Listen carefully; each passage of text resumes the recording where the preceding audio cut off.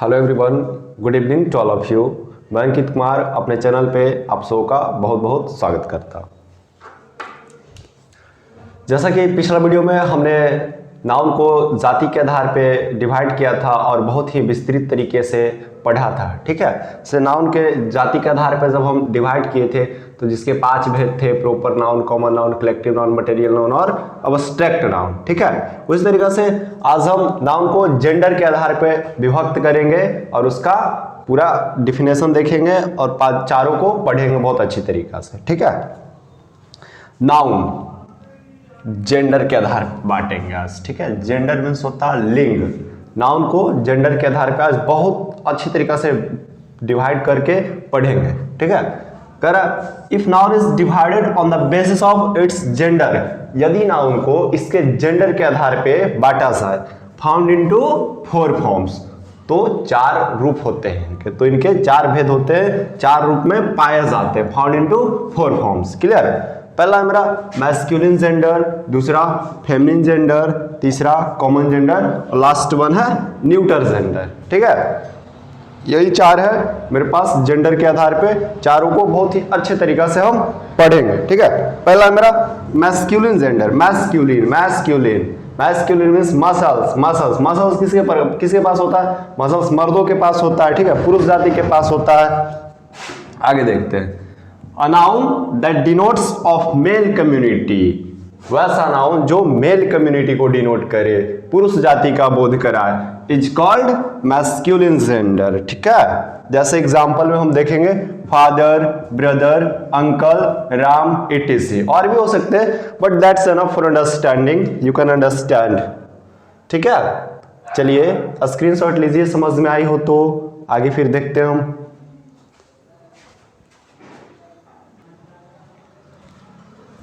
चलिए आगे हम आते हैं। दूसरा है मेरा फेमिनिन जेंडर।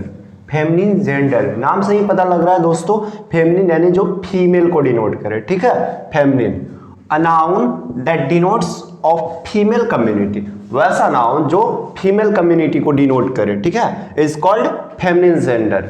अब देखते हैं हम फीमेल कम्युनिटी को कौन कौन डिनोट करता है। एग्जाम्पल में है मेरा सिस्टर चाहे किसी की भी हो, मेरी हो या आपकी हो, सब फीमेल ही होते हैं, ठीक है। Mother, aunt, Sita, etc. Sita इसलिए दे दिया गया है दोस्तों क्योंकि वो सीता जो काफी फेमस नाम है, ठीक है। सीता कोई लड़का का नाम शायद ही किसी केस में हो, ऐसे नहीं होना चाहिए, ठीक है। सीता एक लड़की ही है, क्लियर। नेक्स्ट है मेरा कॉमन जेंडर। चलिए इसको कुछ देखते हैं।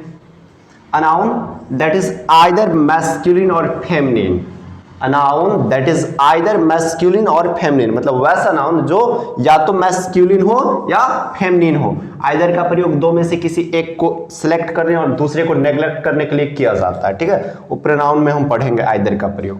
But can not be recognised by name, लेकिन जिसकी नाम उसके पहचान से नहीं हो, इज कॉल्ड कॉमन जेंडर, उसे कॉमन जेंडर कहा जाता है, ठीक है। जैसे हम एग्जांपल में देखते हैं टीचर क्या एक नाम है टीचर, इससे पता चल रहा है आपको कि टीचर स्त्री है या पुरुष है, मेल है या फीमेल है? नहीं ना, टीचर कोई भी हो सकते, मम्मी अथवा पापा किसी के हो सकते हैं। डॉक्टर पता चल रहा है क्या?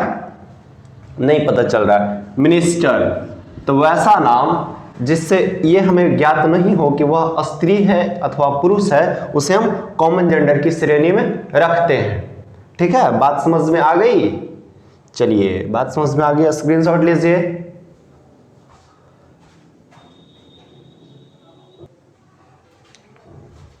चलिए दोस्तों आगे हम देखते हैं न्यूटर जेंडर, ठीक है।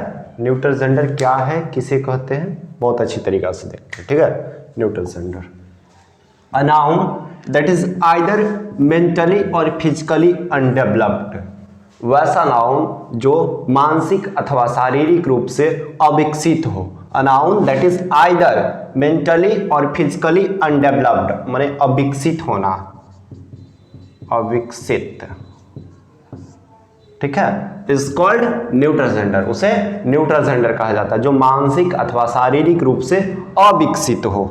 एग्जाम्पल में मेरा पेन के पास दिमाग होता है क्या? नहीं ना, न्यूटर जेंडर। कार, इसके पास भी दिमाग नहीं होता। बेबी के पास, बेबी का माइंड जो है पूरा डेवलप नहीं करता है, ठीक है। या फिर मेंटली अथवा फिजिकली पूरा इसका जो फिजिकल स्ट्रक्चर होता है, शारीरिक बनावट होता है, वो भी पूरा इसका डेवलप नहीं करता है, ठीक है। हम इसको ऐसे समझ सकते हैं कि लेस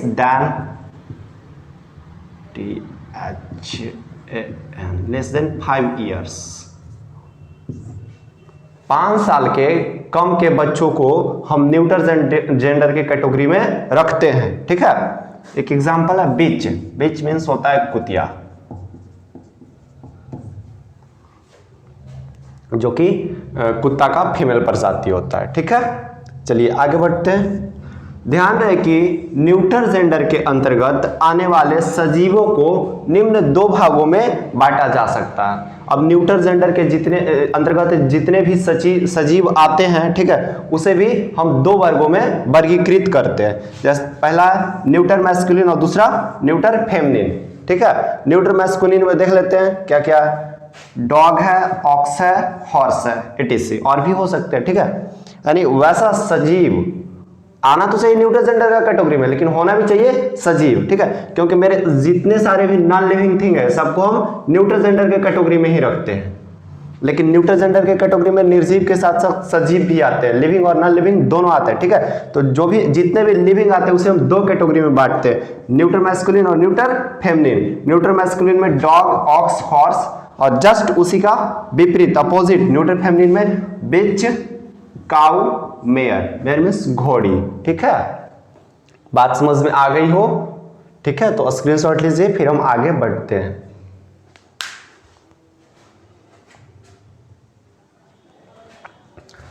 चलिए फ्रेंड्स, आगे हम कुछ देखते हैं। नाउन को उसके संरचना के आधार पे कितने भागों में बांटा जाता है, कैसे बांटा जाता है, ठीक है। जैसे कि हर एक चीज का किसी ना किसी तरह से संरचना किया जाता है, ठीक है। उस तरीका से नाउन को भी संरचना किया गया। नाउन का भी स्ट्रक्चर होता है, उसका भी एक अपना संरचना होता है, ठीक है।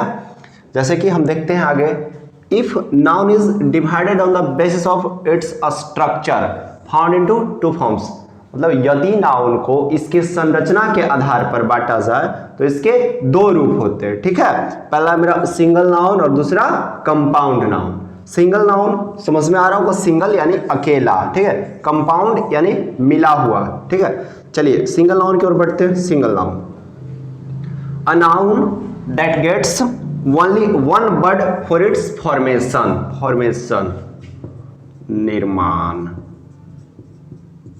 मतलब वैसा noun, a noun that gets only 1 word, वैसा नाउन जो एकमात्र शब्द ले फॉर इट्स फॉर्मेशन, अपने निर्माण के लिए, इज कॉल्ड सिंगल नाउन, उसे सिंगल नाउन कहा जाता है। क्लियर, ठीक है। जैसे एग्जांपल में है बॉय, एक ही शब्द है ना, बॉय मीन्स लड़का, निर्माण हो गया इसका।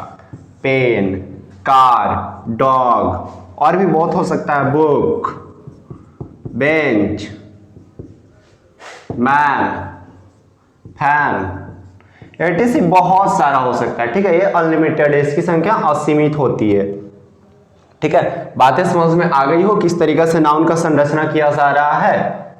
चलिए स्क्रीनशॉट लीजिए, आगे हम देखते हैं कंपाउंड नाउन को।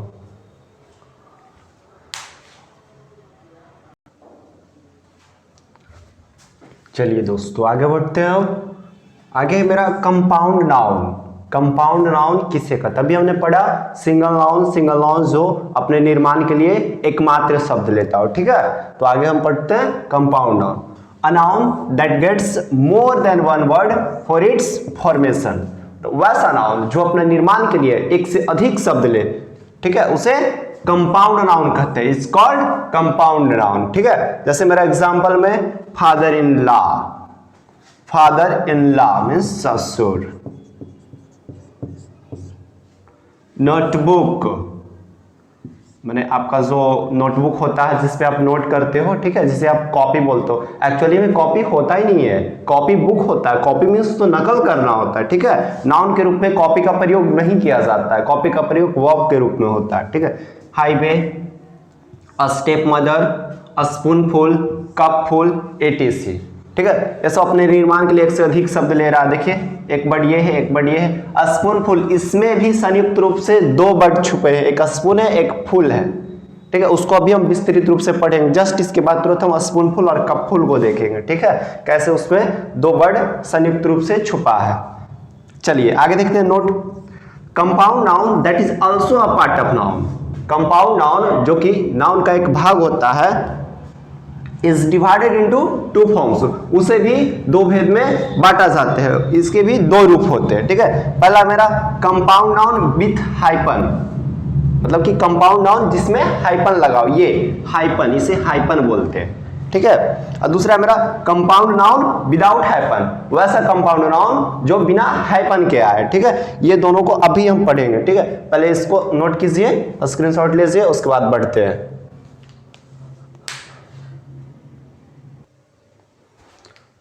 चलिए फ्रेंड्स आगे हम देखते हैं कंपाउंड नाउन विथ हाइपन, मतलब वैसा कंपाउंड जिसमें हाइपन लगाओ, हाइपन, ये वाला साइन को हम हाइपन बोले थे, ठीक है। A compound form of noun, noun का वैसा कंपाउंड रूप that gets hyphen amid its word, जो अपने शब्दों के बीच में हाइपन ले, उसे हम कंपाउंड नाउन विद हाइपन कहेंगे। क्लियर? जैसे में एग्जांपल में हम देखेंगे, फादर इन लॉ मीन्स अभी थोड़ी देर पहले हम बताए थे ससुर होता है, ठीक है। तो ससुर एक नाउन है जिसका निर्माण के लिए हमें तीन शब्द की जरूरत पड़ा और जिसके बीच में हाइपन लगाओ, ठीक है, इसके बीच में हाइपन लगा होता है, तो इसे हम कंपाउंड नाउन विद हाइपन के श्रेणी में रखेंगे, ठीक है। नेक्स्ट है मेरा commander in chief. Commander in chief जो कमांडो में सबसे मुख्य होता है उसे कमांडर इन चीफ बोला जाता है, ठीक है। इसके बीच में भी देखिए, इसके शब्दों के बीच में भी हाइपन है, इसे भी हम इसी के श्रेणी में रखेंगे। क्लियर? आगे बहुत सारा था, स्टेप मदर भी था और हाईवे भी था, बहुत सारा था, ठीक है। आप इतना से समझ सकते हैं। आगे था मेरा कंपाउंड नाउन विदाउट हाइपन, मतलब वैसा कंपाउंड नाउन जिसमें हाइपन नहीं है, विदाउट मैंने के बिना होता है, के बिना मतलब बिना हाइपन के आए, ठीक है। A compound form of noun, noun का वैसा कंपाउंड रूप that does not gate hyphen amid its word, जो अपने शब्दों के बीच में हाइपन नहीं ले, उसे हम कंपाउंड नाउन विदाउट हाइपन कहेंगे। क्लियर? थोड़ा नोट है इसका, ध्यान रहे कि इसका अंत फुल से होता है, एक बात ध्यान रखिएगा, ठीक है। इसका अंत हमेशा फुल से होगा, ठीक है। से एग्जांपल मेरा कप फुल है, कप फुल मतलब एक कप पूरा भर के, ठीक है। स्पून फुल एक चम्मच, पॉकेट फुल, बकेट फुल, सबका एंडिंग देखिए फुल से हो रहा है, सबका एंडिंग, इस बात को आप ध्यान में रखिएगा, ठीक है। जिसमें दो शब्द, एक कप और दूसरा फुल, दोनों इंक्लूड है, जो संयुक्त रूप से शामिल है, जिसे भी हम कंपाउंड नाउन के श्रेणी में रखते हैं। लेकिन ये कंपाउंड नाउन विदाउट हाइपन होता है, जबकि ऊपर वाला विथ हाइपन होता है, ठीक है। अभी तो हम नाउन का सिर्फ एकदम छोटा सा भाग पढ़ रहे हैं, ठीक है। इसका बहुत लंबा यूज है, एक एक वर्ड का यूज पढ़ेंगे, ठीक है। थोड़ा सब्र कीजिएगा, भरोसा रखिएगा, आपको एकदम गहराई तक लेके जाएंगे, ठीक है। चलिए स्क्रीनशॉट लीजिए।